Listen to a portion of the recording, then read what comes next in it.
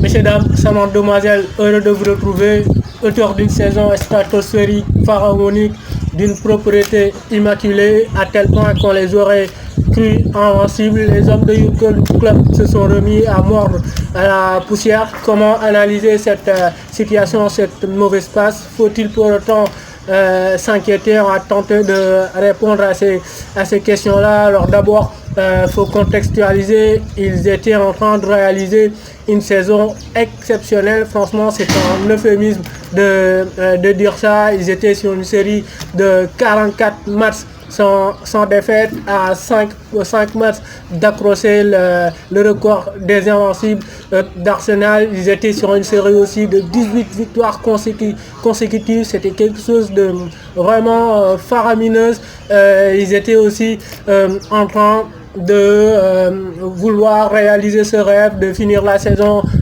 en étant invincible. Finalement, ils vont pas l'être parce qu'ils ont été battus d'abord par Watford, qui a mis fin à leur incroyable série.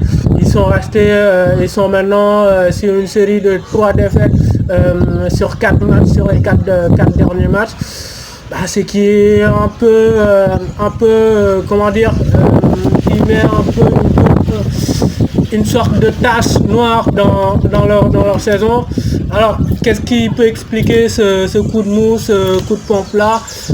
Premièrement, on va pointer du doigt un petit manque de rythme, parce que faut rappeler qu'ils ont eu droit à 14 jours de trêve, une sorte de mini trêve qu'a eu droit toutes les équipes de Premier League, et ça a un peu coupé leurs jambes. Ça s'explique d'une façon très simple. Quand vous avez habitué un peu votre corps à une certaine charge de travail, une certaine intensité, une certaine routine assez intense, et qu'arrive au moment où tu t'arrêtes net et que ton corps s'habitue à un nouveau régime, c'est-à-dire beaucoup plus de repos, pas de réveil musculaire, plus de fêtes, plus de boissons, plus de, comment dire, où tu consommes, où il y a beaucoup plus de souplesse dans ton régime alimentaire, on va dire. La reprise peut s'avérer délicate, la reprise peut s'avérer un peu compliquée, et depuis la reprise, on va dire que Liverpool n'est pas sur une très bonne voie, sur une très bonne lancée. Il y a eu cette victoire face à Norwich, arrachée sur les derniers instants du match. Il y a eu aussi cette victoire face à West Ham, mais sinon il y a eu cette défaite face à l'Atlético de Madrid, la défaite face à Watford, et aussi dernièrement la défaite face à Chelsea. Mais ce serait un peu rédhibitoire pour moi de penser que cette mauvaise passe de Liverpool n'est due qu'à cela, n'est due qu'à cette mini trêve en Angleterre, parce que on va dire que cette mauvaise passe n'est que finalement l'aboutissement d'une période où Liverpool gagnait, mais que finalement dans le contenu c'était pas trop convaincant non plus, parce que même avant cette trêve, Liverpool gagnait de façon ric-rac, quoi, à l'arraché. Souvenez-vous, face à Wolverhampton, souvenez-vous, face à Manchester United, ils ont dû assurer la victoire qu'à la 93e minute avec ce but de Mohamed Salah. Souvenez-vous, face à Tottenham, où sur la deuxième période ça a été un peu compliqué. On va dire que Liverpool gagnait ses matchs dernièrement parce qu'ils avaient une force mentale incroyable, une force de caractère incroyable, et aussi ils avaient une réussite qui était un peu insolente, mais c'était pas une maîtrise parfaite, une intensité folle de bout en bout.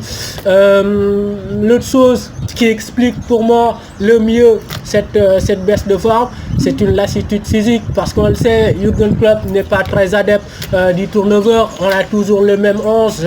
Quand tu regardes les compos de Liverpool, c'est toujours Alisson Becker dans le but, sauf quand il est blessé.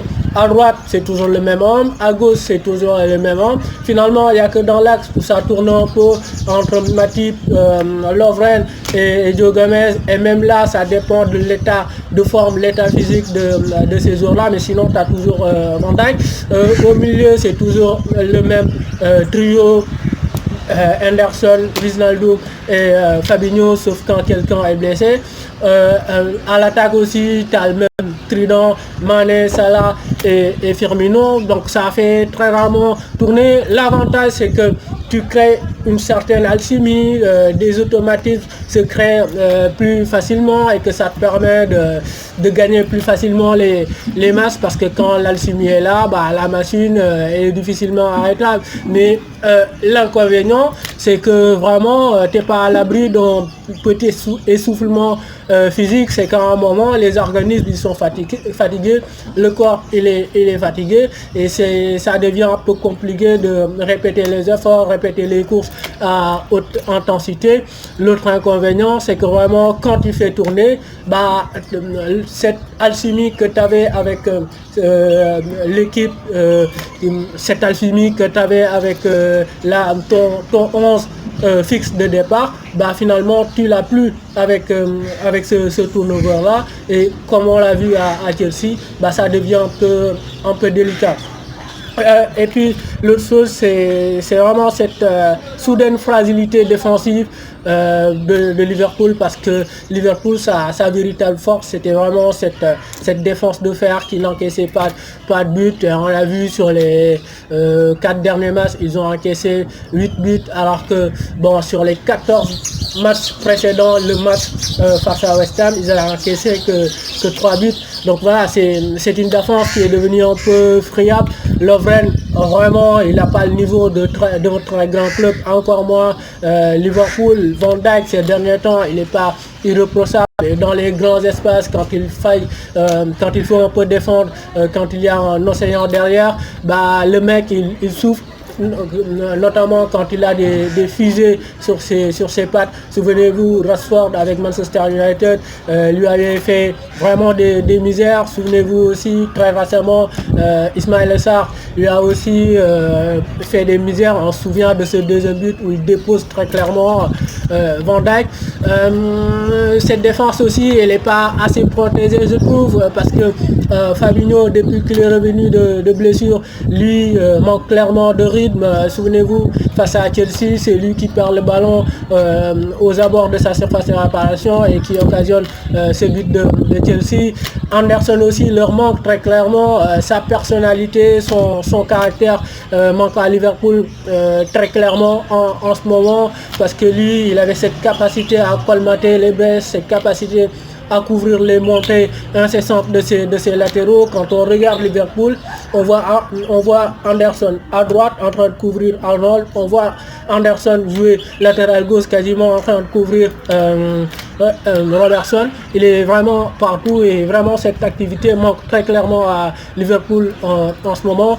Et l'autre chose qui est un peu, on va dire, alarmant, c'est ce manque de créativité au milieu, parce que les forces de Liverpool, on les connaît, c'est verticalité, jeu long, jeu direct, on écarte sur les côtés et puis on centre pour les attaquants. Mais finalement, quand tu es en face d'une équipe qui a une bonne gestion de la largeur, bah faut trouver d'autres solutions, faut trouver d'autres palliatifs. Et aujourd'hui, Liverpool manque très clairement de profil créateur.